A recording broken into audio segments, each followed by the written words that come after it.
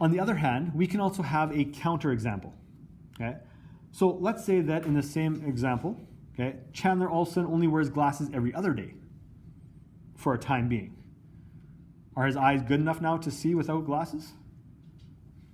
Well, he's kind of proven that they are, right? He's able to see without glasses. He's not having to wear glasses. Or maybe he's wearing contacts. But, okay, a counterexample, okay, so I'm just going to highlight the counterexample portion here, is any proof that something does not work the way that the conjecture determines. Okay? So my conjecture was that Chandler needs glasses to be able to see better. And if he all of a sudden starts not wearing glasses, well, then my conjecture is wrong. It's a counterexample. Okay? It goes against that. So we can find counterexamples. They can be shown using research, examples, or a different point of view.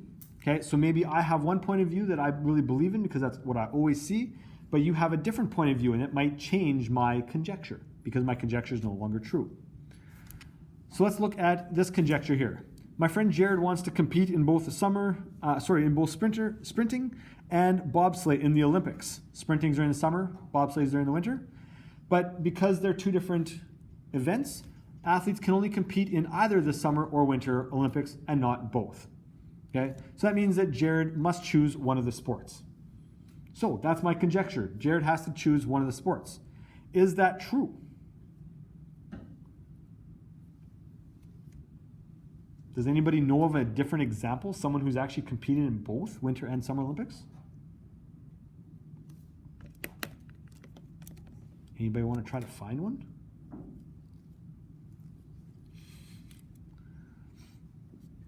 I'm just going to throw out a name and see if you recognize it.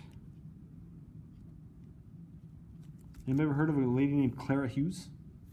So it should be Clara Hughes. Oh, did she do like biking and speed skating? Yeah. She competed in biking in the Summer Olympics and speed skating in the Winter Olympics. So is my conjecture false? There's one example. That's false. Yeah. So because I've found a counterexample, and that's what we call it a counterexample, okay, this tells us that, in fact, that is false. Okay? And there's other ones. Okay? It's not the only one. There's actually one, well, somewhat recently. You may have heard of this one as well. Anybody heard of Haley Wickenheiser? She's a softball player.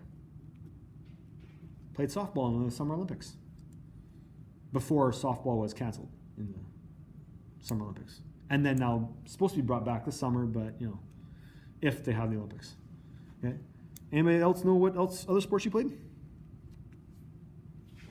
She plays hockey. How many of you knew that she played softball in the Summer Olympics? Most people probably knew she played hockey, right?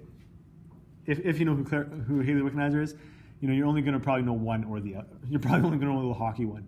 Okay, the softball one is a bit different. Okay, and there's others. There was one. Oh man, my period 5 class found this one here. See if I can remember. It was Nikolai Panin. He did shooting in the Summer Olympics. And what goes along with shooting in the Winter Olympics? Figure skating. Well, we would think biathlon, right? Skiing and shooting is kind of part of that. So he did shooting in the Summer Olympics and figure skating in the Winter Olympics. Yeah, you'd never have guessed that. That one I had no idea about until my period 5 class found. There's another guy, Eddie Egan. He did, I can't remember what he did in the Olympics. But these are people that have done something different. These are a counterexample. Okay, so my friend Jared can do both if he is good enough to do both. Okay, again, you have to be good enough to do both.